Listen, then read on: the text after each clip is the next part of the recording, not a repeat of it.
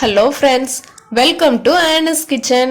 இன்னைக்கு நம்ம கிச்சனில் மீன் குழம்பு ரெசிபி தான் பார்க்க போகிறோம். வெலை மீன் வச்சு மீன் குழம்பு செய்ய போகிறோம். வாங்க எப்படி செய்கிறதுன்னு பார்க்கலாம். ஃபஸ்ட்டு தேங்காய் எடுத்து வச்சுருக்கிறேன்.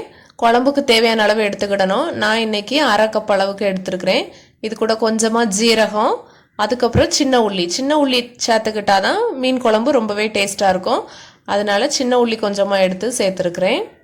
இப்போ இதை நம்ம நல்லா ஃபைன் பேஸ்ட்டாக அரைக்கணும். இது கூடவே 2 பல் பூண்டு இதையும் சேர்த்து நல்லா ஃபைனாக அரைச்சி எடுத்துகிட்டு வந்துடலாம். அரைச்சாச்சு பாருங்கள், இவ்வளோதான். இதை நம்ம ஒரு பாத்திரத்தில் சேர்த்துக்க போகிறோம். எதில் மீன் குழம்பு வைக்க போகிறோமோ அதில் சேர்த்துக்கலாம்.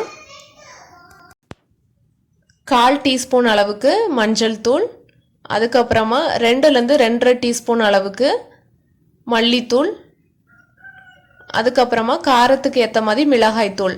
நான் இன்றைக்கி ஒரு 1.25 டீஸ்பூன் சேர்த்துருக்குறேன். மிளகாய்த்தூள் சேர்த்தாச்சு. இது கூடவே மாங்காய் கொஞ்சமாக எடுத்து பொடியாக கட் பண்ணி வச்சுருக்கிறேன், அதையும் சேர்த்துக்கலாம். அப்புறமா 2 மீடியம் சைஸ் தக்காளி எடுத்து கட் பண்ணி வச்சுருக்கிறேன், இதையும் நம்ம உள்ளே சேர்த்துக்கலாம்.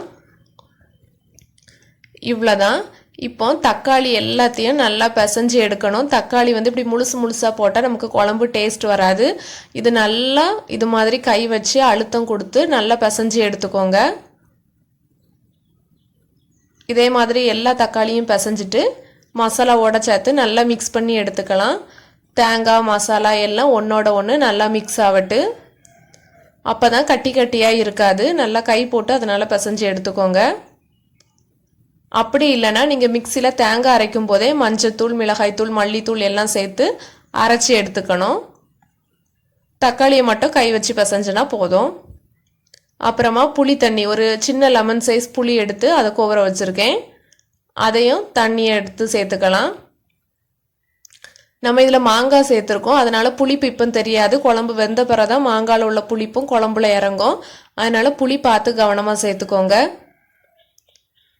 எல்லாத்தையும் நல்லா மிக்ஸ் பண்ணியாச்சு. தேவையான அளவு தண்ணியும் சேர்த்தாச்சு. குழம்பு எந்த அளவு தண்ணியாக இருக்கணும்னு நினைக்கிங்களோ கொதித்த பிறகு குழம்பு இன்னும் நமக்கு வற்றும். அப்புறம் மிக்ஸி கப்பையும் லைட்டாக அலசி அந்த தண்ணியும் சேர்த்துக்கிடுறேன். இந்த டைமில் காரம் கரெக்டாக இருக்கான்னு செக் பண்ணிக்கலாம். இல்லைனா மிளகாய்த்தூள் போட்டு இன்னொருக்கா கூட மிக்ஸ் பண்ணிக்கணும். இப்போது ஸ்டவ் ஆன் பண்ணி இதை தூக்கி வச்சிடலாம். இது நல்லா நுர பொங்கி வருது பாருங்கள். இப்போது ஸ்டவ்வை நம்ம சிம்மில் வச்சு விட்டுறலாம். அதுக்கப்புறமா 3 பச்சை மிளகாய் எடுத்து அதை நீளமாக கீறி வச்சுருக்கிறேன், அதையும் இதில் சேர்த்துக்கலாம். அப்புறமா 2 வெலை மீன் எடுத்து அதை நல்லா க்ளீன் பண்ணி கழுவி வச்சுருக்கு. இந்த மீனையும் தண்ணி இல்லாமல் இதில் சேர்த்துக்கலாம். சேர்த்தாச்சு. அப்புறம் குழம்புக்கு தேவையான அளவு உப்பு இப்போ தான் நம்ம சேர்க்க போகிறோம். உப்பையும் சேர்த்துட்டு நல்லா கலந்து விட்டுருங்க. உப்பு சேர்த்தாச்சு. இப்போ இதை நல்லா கரண்டி வச்சு கலந்து விட்டுக்க போகிறோம். குழம்பு இனிமேல் பொங்கி பொங்கி இருக்கும், அதனால் ஃபுல் ஃப்ளேமில் வைக்காமல் சிம்மில் வச்சிடணும். சிம்லே இருந்து நல்லா கொதிக்கட்டு.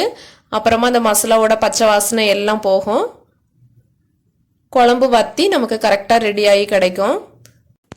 இப்போ தான் நம்ம மீன் சேர்த்துருக்கோம், அதனால் ஒரு டைம் கரண்டி வச்சு லைட்டாக மிக்ஸ் பண்ணிக்கலாம், உப்பு எல்லா இடமும் படுற மாதிரி. அடுத்து மீன் வெந்த பிறகு ஒய்யாமல் கரண்டி போட்டு கலக்கிட்டே இருக்கக்கூடாது. பாருங்கள், குழம்பு நல்லா வற்றி கரெக்டாக ரெடி ஆயிடுச்சு. அதுக்கப்புறமா இதை மாற்றி வச்சிடலாம். இப்போ இதை நம்ம தாளித்து ஊற்ற போகிறோம். நல்லெண்ணெயில் தாளிக்கும் போது தான் மீன் குழம்பு டேஸ்ட்டாக இருக்கும். கொஞ்சமாக நல்லெண்ணெய் சேர்த்துருக்குறேன். அது கூடவே கொஞ்சமாக வெந்தயம் பொரிஞ்சதும் கடுகு, அதுக்கப்புறமா கருவேப்பிலை கொஞ்சமாக சேர்த்துக்கலாம். இனிமே சின்ன வெங்காயம் கட் பண்ணி வச்சுருக்கிறேன், அதுவும் கொஞ்சமாக சேர்த்துக்கலாம். அப்புறமா ஒரு 4 பல் பூண்டு, அதை லைட்டாக நச்சு எடுத்து வச்சுருக்கிறேன். பூண்டு சேர்க்கும்போது நல்லா மணமாக இருக்கும். சேர்த்தாச்சு. இப்போ இது எல்லாத்தையும் நல்லா வெந்த பிறகு நம்ம குழம்புல சேர்த்துக்க போகிறோம். லைட்டாக வதக்கிட்டு இப்போ பாருங்கள், எல்லாமே நல்லா வெந்துட்டு இதை நம்ம குழம்புல தூக்கி ஊற்றிடலாம். இந்த மீன் குழம்பு வைக்கிற மெத்தட் வேணால் ரொம்ப ஈஸியாக இருக்கலாம், ஆனால் டேஸ்ட்டு ரொம்பவே நல்லாயிருக்கும். நீங்கள் காரம் புளி உப்பு எல்லாமே கரெக்டாக சேர்த்துக்கணும், அவ்வளோதான். ரொம்ப டக்குன்னு செஞ்சிடலாம், ஒரு குழம்பு வச்ச ஃபீலே ஆகாது, ரொம்ப ஈஸியாக உடனே ரெடி ஆயிரும். டேஸ்ட்டும் அட்டகாசமாக இருக்கும். இந்த ரெசிபியை நீங்கள் ட்ரை பண்ணி பாருங்கள். எப்படி இருந்துன்னு உங்களோட ஃபீட்பேக் அண்ட் கமெண்ட்ஸ் எனக்கு தெரியப்படுத்துங்க. நல்லதே சாப்பிடுங்க, நலமாக இருங்க. தேங்க்ஸ் ஃபார் வாட்சிங்.